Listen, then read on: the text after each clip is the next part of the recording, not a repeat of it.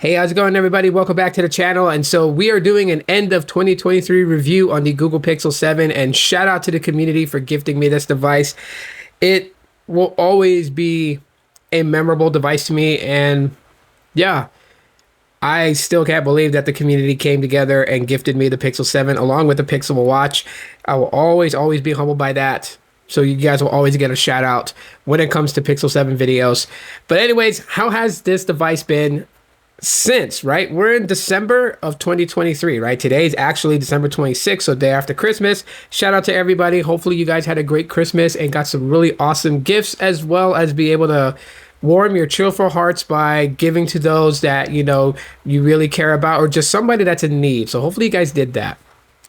But the Pixel 7, solid device, still solid. I really like this phone. Amongst all the phones that I have, the Pixel 6a, the Pixel 5, you know, the iPhone 12, the Galaxy A53, all these devices that I have and I use, and, you know, trust me, there's always good things about each one of them that I do use. There are also some caveats, but there's very little for me to pick on when it comes to the Pixel 7. I think this phone is fantastic and amazing. Reason being is, like, yes, I know the Tensor G2 was a little bit of a questionable chipset. I mean, the Tensor G1 had its issues with the modem and a little bit of battery. Pixel 7 kind of, you know, with the Tensor G2 kind of corrected that battery issue, but there were still just, you know, some things that people looked at the processing power and kind of like scratched their head about. Of course, that's rectified in the Tensor G3 with the Pixel 8. But if you're not wanting to drop that type of money on a Pixel 8 since it was just released 2 months ago, the 7 is, in my opinion, something that you should be looking at. Now, there is the 7a, and the 7a did launch $100 less than the Pixel 7 at the time of the 7's launch. But today is a whole totally different day. You can definitely find the Pixel 7 at a much cheaper price. I've seen them go for like $350, right? So the Tensor G2 processing power, which obviously has been it's been well optimized in the usage, especially since coming from Android 13 to Android 14. The 7 is kicking some major butt. So processing power is not going to be a problem at all whatsoever. Definitely cheaper than the Pixel 6a, 7a in some places. It is. I mean, you just got to find those deals. Just got to find those deals for the Pixel 7. Of course, I love this color, the obsidian color. I love it.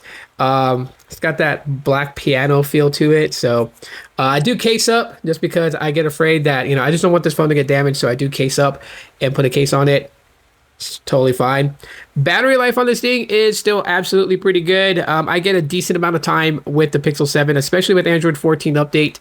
It has very well optimized the battery with the things that I do on my phone. That's mostly social media and a little bit of media consumption like YouTube and TikTok, etc. You know, I get all that, and I pretty much can go through what I consider to be a work day on a single charge, no problem at all whatsoever. So battery has just been top notch currently today with Android 14 on the Pixel 7. The Pixel 7 does have something that the Pixel 6 lacked, and something that people really felt the Pixel 6 should have had that came to the Pixel 7, and that's a face unlock. Now, the face unlock on the Pixel 7 is not the same as on the Pixel 4, being that the Pixel 4 had a much better with the Project Soli radar chip that was in the top bezel of the device. The 7 doesn't have that, so it kind of relies on just, you know, the normal type Android face unlock. Can it be tricked with the photo? I've tricked it twice out of every time that I've attempted to do it, which was like 50 attempts. Twice it was able to unlock. So I wouldn't say it's the most secure, which is the reason why the face unlock is not used for biometric security for banking apps and things like that. But you can unlock your device with face unlock. I like the in-display fingerprint sensor. I always go to that. Very rarely do I use a face unlock, and so I don't even turn that on.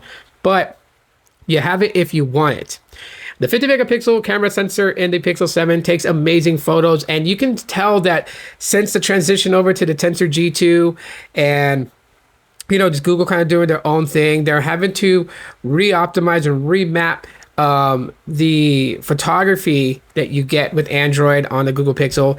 They've well played it out for the Sony, I think it's the IMX363 camera sensor, which has been used so often in previous Pixel generations, that you can kind of see where they're having to optimize. And so sometimes photos from the Pixel 7 can be a bit weird.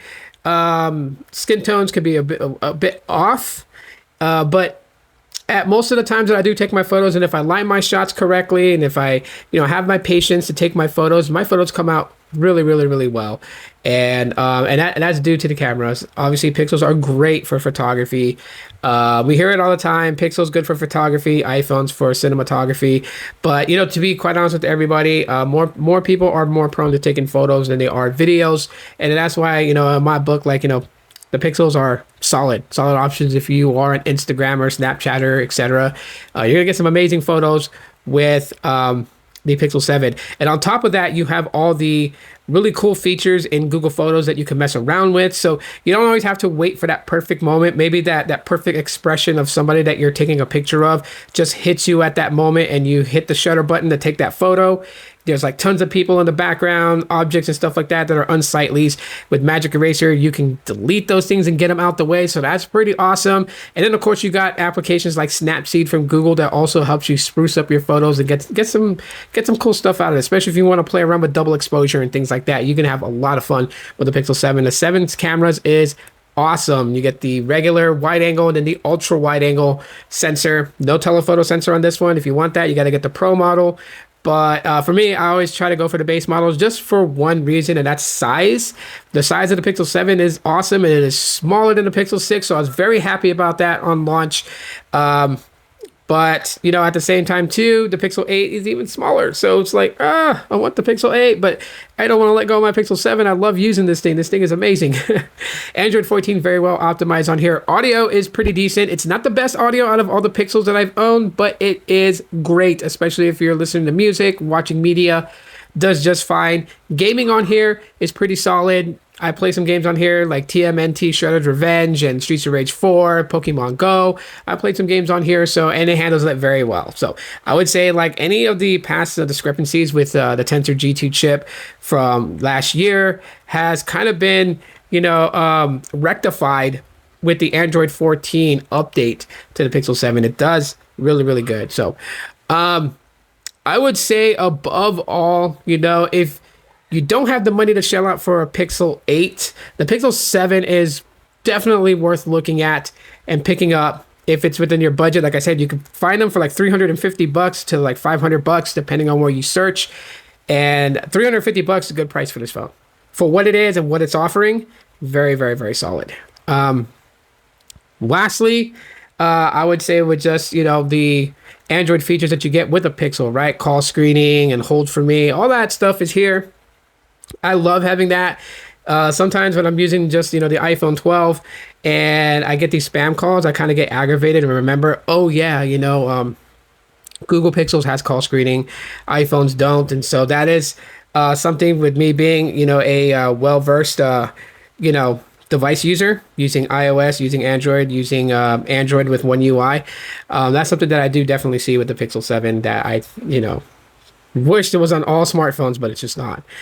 So anyways, guys, that's just my end of 2023 review on the Google Pixel 7. What are your guys' thoughts? If you've owned one, tell me your experience. If you haven't owned one and you're on the fence about one, drop it in the comments. And yeah, what also options are you looking at besides the Pixel 7? And we can have that conversation. But thanks for checking out this video. Appreciate you all. And I will see you guys in the next year.